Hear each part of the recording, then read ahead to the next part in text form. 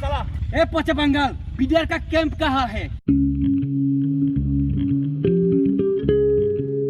ओ जे एक लाल टीन देखा जा इमने बीडीआर उधर से ठीक है सिपाहियों हमला करो बीडीआर कैंप में